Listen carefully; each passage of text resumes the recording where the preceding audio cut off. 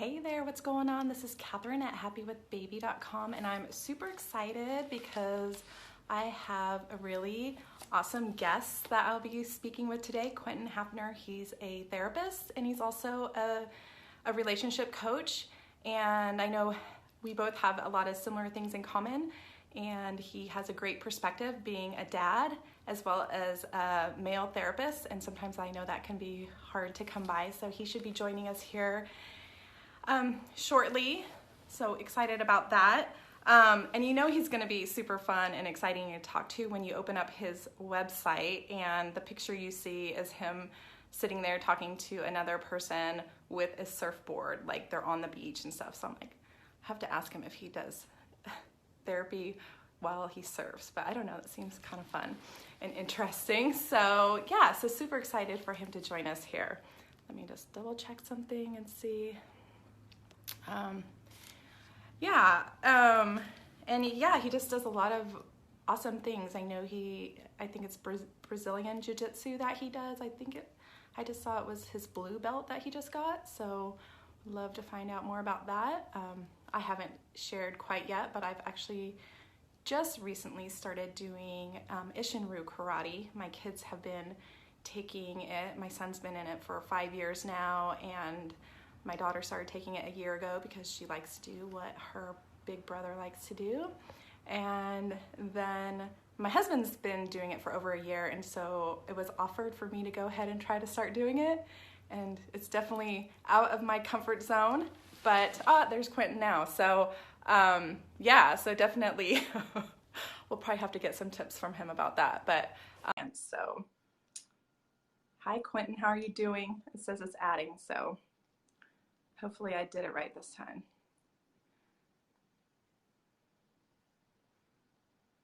All right, guys. I love technology and it works really great. Sometimes it's a little slow. So it says it's adding him. I'm hoping. Oh, Hi. There you are. Hi. How's it going? Good. Can you see me okay? Yep, Okay. perfect. Awesome. Perfect. And I told you to wear earbuds and then I forgot to plug mine in. Hold on a second. Like I knew I was forgetting something. Awesome. I don't know if you heard me, but I was saying like I knew this was going to be a fun interview when I opened up your website and you're like sitting there with a surfboard, like ready to go surfing. Well, it's I live in such a cool place, and I don't go to the beach as much as I should. And I've been lucky enough to have a couple clients along the way that want to just like be at the beach. So I'm like, okay, let's do it. So it's really great. Yeah, that's awesome. I do some like walk and talk therapy, and I thought that was pretty fun. But I don't know, going to the beach sounds way more fun than just walking through the full area that I'm in. Anytime somebody wants to do it, I am not going to complain. I feel like I'm super happy to do it. So it's really great. Yeah. Awesome. So why don't you tell us a little bit like about what you do and how you started doing it, and kind of just tell us who you are. Okay. So, well, I'm a dad of two kids. I have two boys. I have a just turned 5-year-old and an almost turning 2-year-old. So 2 years? I feel like you just had him. I know, it goes by so fast. Yeah, he turns 2 July 11th. And so I'm a dad. I'm a couples therapist, and let's see, I have a private practice in Newport Beach, and I really work with. My practice is kind of split between working with couples and then working with guys. So I work with a lot of dads. I work with a lot of husbands. It's kind of like a little bit of a niche in my practice. And, I would just say becoming a dad was like, oh my gosh, it was such a life-altering experience, Yeah. And so yes, I just feel super passionate about talking with other dads about that transition and like what to expect. And when I became a dad, I was really like, I feel like maybe we've kind of chatted about this a little bit in the past, but I was really surprised at how hard it was, and what a toll I feel like it took on my relationship with my wife. And so I was like thinking, gosh, it just felt like it felt like nobody was really talking about that.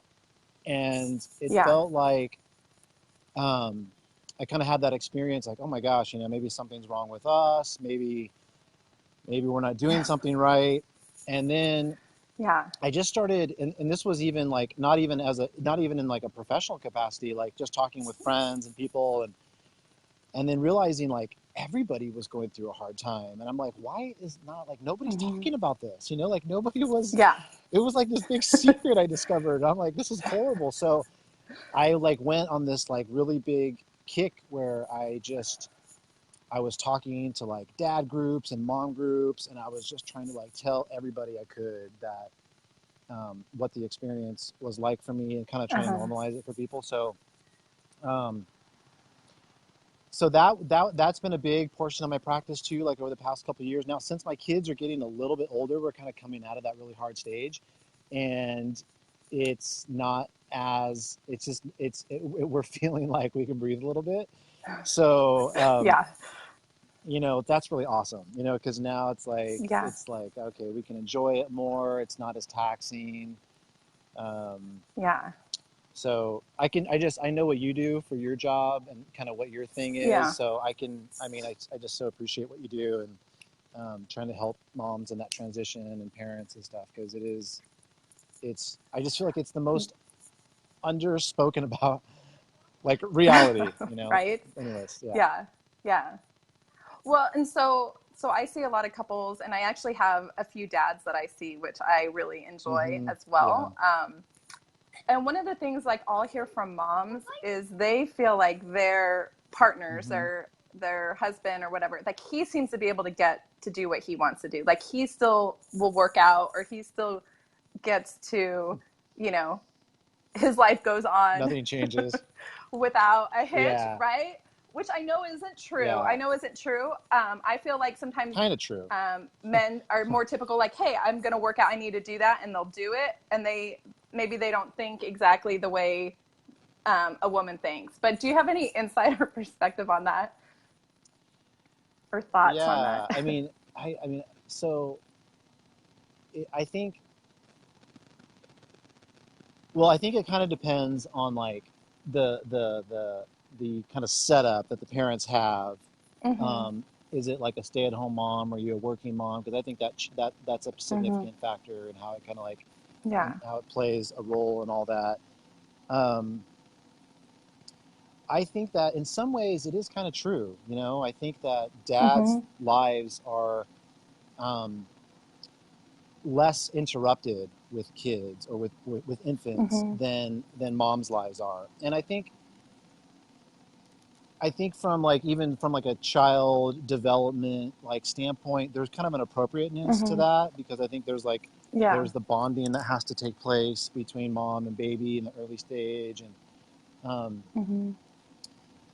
and so I think that does happen. And what I've seen in my practice is it kind of like sets up this like power struggle between couples, where Yeah. they're like, well, wait a minute, why do you get to do that and I don't get to do that? Yes. And some of that I've found is kind of like a lack of like it's really just kind of like, for a lot of dads, this is my experience.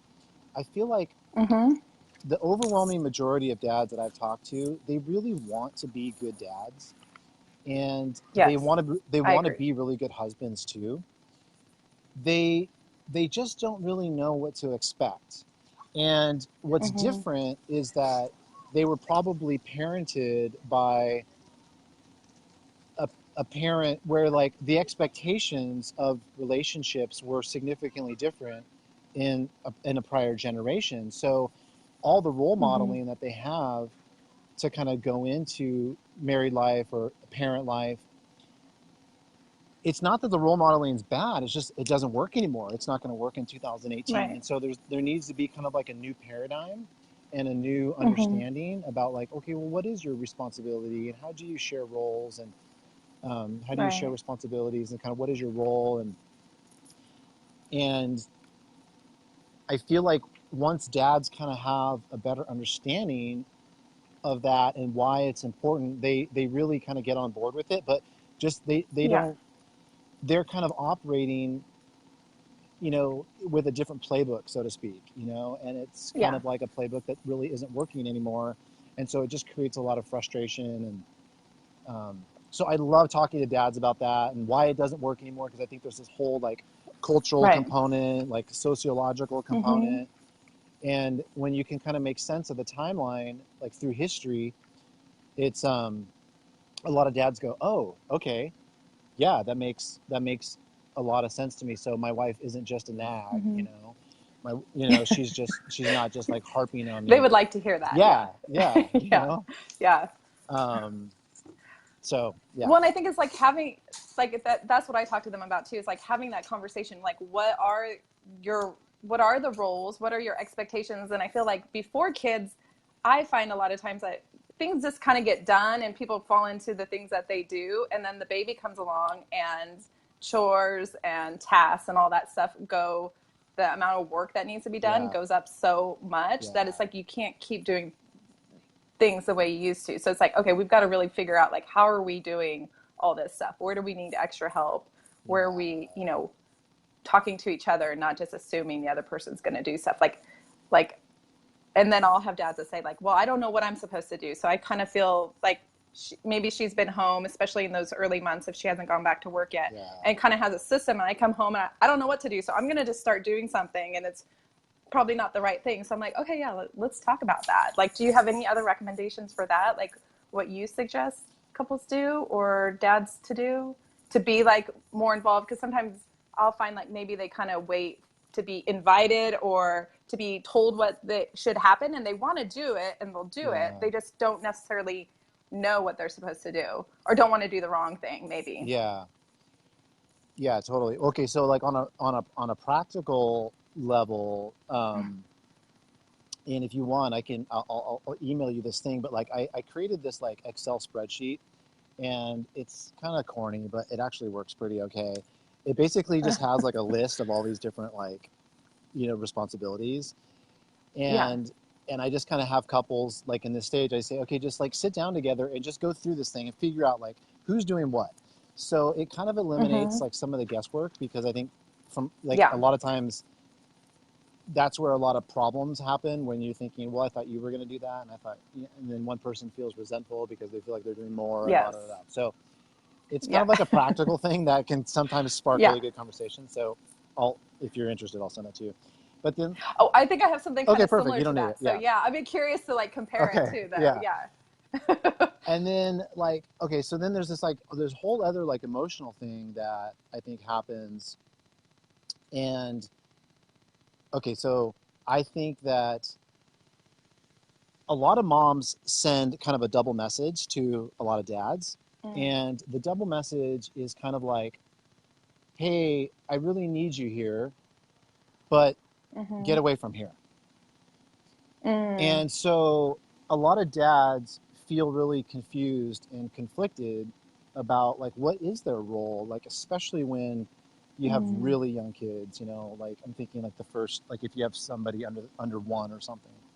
Yeah. And it's like kind of like what you were saying like a minute ago. It's like dads try to help out, but then they get scolded for helping out, Mm-hmm. and they're kind of like, well, I don't really know what to do, and it's like, Mm-hmm. and then so the way a lot of guys cope with that is that they just start to kind of like withdraw and Yes. kind of move away from the relationship, not to be like Yeah. cold or punitive, but it's like stressful for them because it's confusing. And then the Mm-hmm. way they deal with stress is to just kind of retract a little bit. And then the wives Yeah. say, you're never home, you don't care about us. And so there's this like tension, I don't want you to feel like I don't care about you, but then every time I try to show up and be helpful, I feel I'm like, critiquing what you're doing. Posted any recommendations on how to improve transparency between couples in that reference to that kind of confusing misunderstanding of I want you here but leave. mm-hmm. Well, I mean, I'm curious, how would you answer that? Um, well, so I always recommend that couples like talk about like what it is.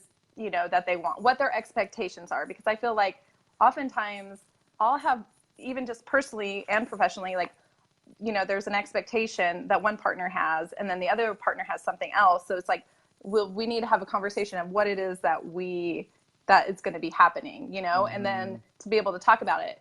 And I think it's like, if I say I'm going to do this, then let me do it my way, and it might not be your way, and kind of like letting each other do that. So like, I'll talk to moms a lot because it's typically moms.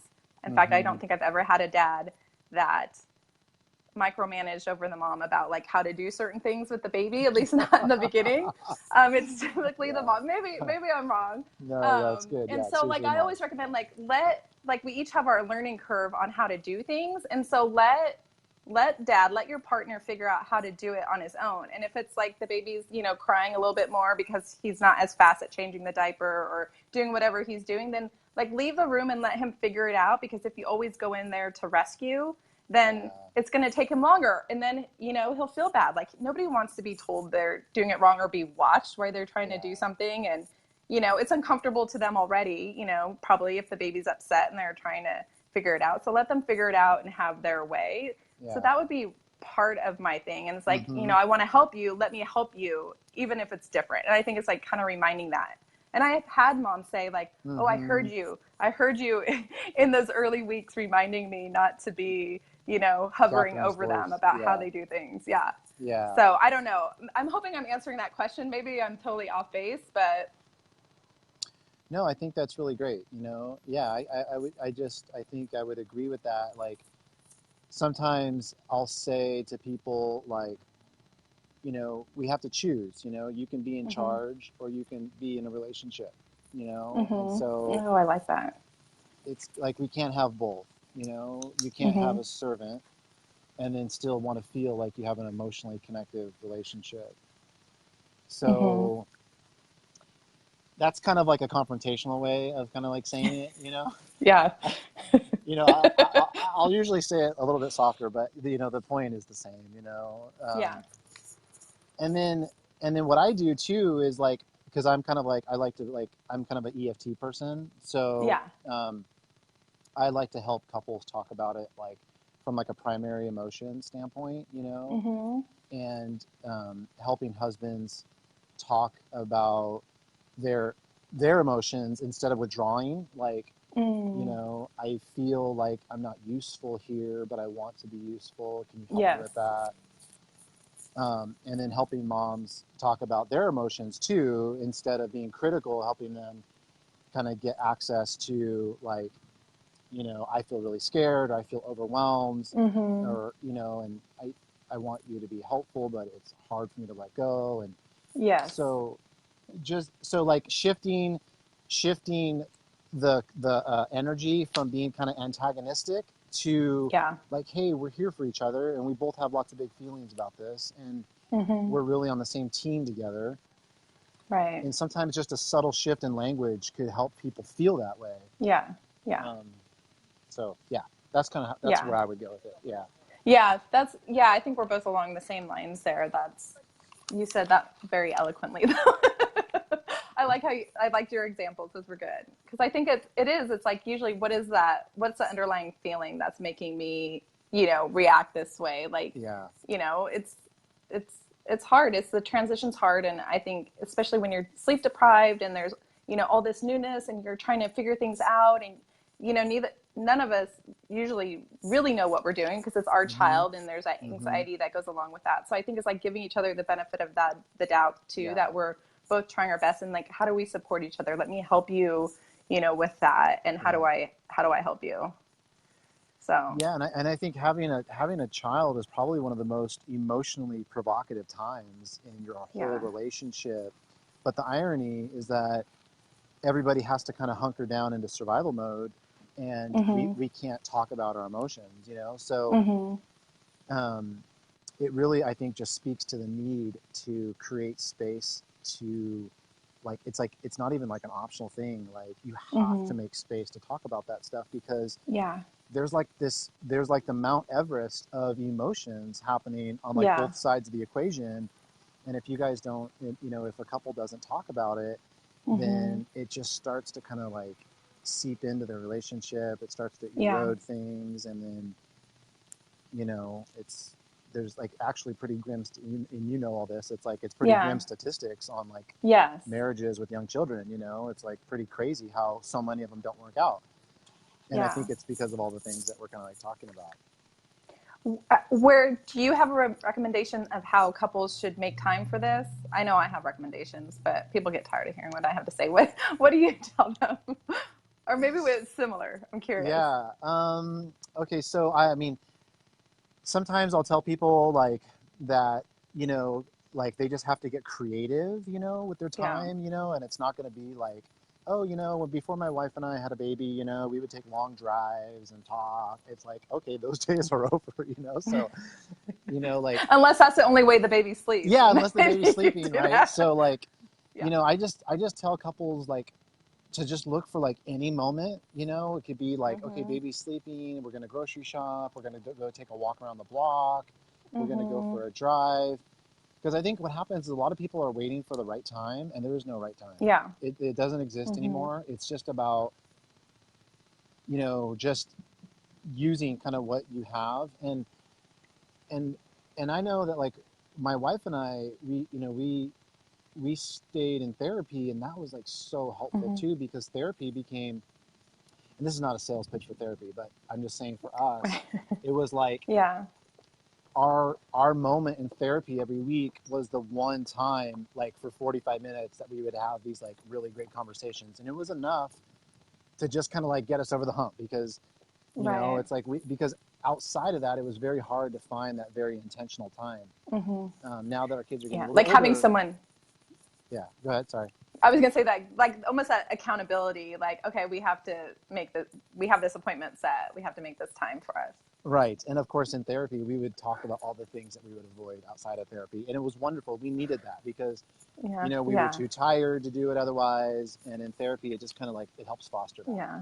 So wait, what are your great. ways? How do you tell couples to do that? Yeah, very similar. Like, I've said, even if you can do like quick, like a daily check-in with each other, I think is important. Like just to be able to listen, like how's the other person doing, to feel like you're on each other, the same side with each other. Yeah. I mean, ideally it's always face to face, but sometimes I know it can be hard, especially if one parent's going to work and they're switching off. Sometimes I get the parents that they're not home at the same time. It's like, we'll have a phone call and like talk to each other, not the ideal way, but if that's what it takes, but just kind of like check in to see, how can, what's going on? How are you feeling? How are you doing? What, do we need more support? Like, what do you need? And just, finding those ways, like when the baby goes down, like that's when you're doing, maybe that's when you're hanging out with each other, not with your phones, Right. or like ideally not watching a movie. But then I'll tell parents too, like, I mean, I usually recommend not doing a movie because then you're not talking to each other. But if you are so tired, like maybe you are sitting watching a movie together, but like sit next to each other on the couch without your phone too. So that's it's really a very great. similar thing. Yeah. So it's like finding the small ways, and then eventually it gets better. And if you can schedule those weekly date nights in, like I think that's really important. Yeah. To hopefully start getting that in there, even if it's a short period of time, but until you can do more and more. But making that a priority, like your relationship. Yeah. So that's how great. do you, as a dad, a husband, and you're employed and stuff, how do you balance everything? Oh gosh, that one's tough because I'm probably not that good at it. My wife would say that I'm not that good at it. I try though. It's like a work in progress. Yeah. Yeah. I don't know. I think that, oh gosh, that's really tough. So I would just say that something that I feel like I keep learning again and again is that I have to just be very intentional with things. And so like for me to have a really great marriage is not going to just happen. And I have to be diligent about like creating space in my mind for that and physical space too. And so sometimes that means like something else is going to give, something, I'm not going to see clients. I'm not going to take phone calls. I'm not going to, do this thing with my son or something. Right. So, if I was going to be really honest, I think that from if I put like my life into three categories, from like being my job, then being a dad, and then being a husband, I think being a husband probably takes third place. I don't want it to take third place. I would tell everybody that it's number one to me. But just like everybody else, I'm not immune to just falling into that mindset, like, oh, things are okay. It's not that, like, we'll be okay. Like, just kind of getting a little bit complacent. And so I am really working right now on just being more intentional with things, creating space for things, and just being very proactive instead of like, oh yeah, like I'll get around to it when when it happens, kind of thing. So that's, when you say the word balance, that's kind of that's what I think about. I think about how to balance, and how I'm not really good at it. And it's really something I think about. Yeah. Well, and I think it's sometimes like something needs more attention than the other. And I feel like being, we're both self-employed, and we both, have kids and partners. And so it's like, I feel like the kids in my business need attention because they can't take care of themselves. Whereas my husband can take care of himself, like pretty well. Yeah. So I feel like that's one of the reasons I think the relationship piece gets neglected, because on some level it seems like it can function okay without me. Yeah. But because he can function without me, but our relationship clearly can't. So it's like, it is like, how do we keep being intentional, and how do we set, like we try to set time aside all the time, but I always know when we need more of it, because our interactions with each other get a little bit snippier, or he drives me crazy in little ways. But hopefully it doesn't get to that point, but I know it's hard not to when you're doing all these other things. So thanks for your honesty on that, because I think it's a real struggle for a lot of people. So and like the other thing that comes to mind too is like, I think that with our business, because I kind of like, I'll give guys I work with a hard time about this, because they'll tell me, I work so hard for my family. This is like the classic thing that guys say, and I'm like, dude, stop it. That's not why you work so hard. You work so hard because you're really good at it, and you're competent, and it makes you feel good, and you derive a lot of your self-worth from your employment. I love that. Yeah. And that's why guys work so hard, because it feels good. And whenever we're doing something that we're really competent at, whether it's a hobby or an interest or an employment, whatever it is, we do more of it because it makes us feel really good. And I think that relationships, there's like a converse effect there too, because if relationships are, if you don't get like that immediate satisfaction and reward from interacting with your partner, then we don't feel competent, and then we don't want to do it as much. And it's the same thing with kids too. It's like, I can play with my kids, and I can interact with them in a way that is like, oh my gosh, it's so life-giving. They love me, and they're just like daddy, and they're like, and you're like, the best ever. You're the best, right? And it's like, it's totally propping up my self-worth, It makes me feel so good. And then I interact with my wife, and she's like, yeah, like, what time are you going to be home? Because we have to do this and this and this. And I'm like, oh, that doesn't feel as good, So I'm like, okay, I want to avoid that, right? So I think like we it's important to kind of like see it under those, like, in that way too, and so like, because I think the better we get at interacting with our partners, the more competent we feel, and then it'll be a more rewarding experience. Right. And we want to do it more. We want to do it more. Exactly. Yeah. No, I love that. That's excellent. What do you have? A couple other questions for you. I know we're kind of getting short on time here, but what do you feel like is your greatest lesson you've learned as a dad?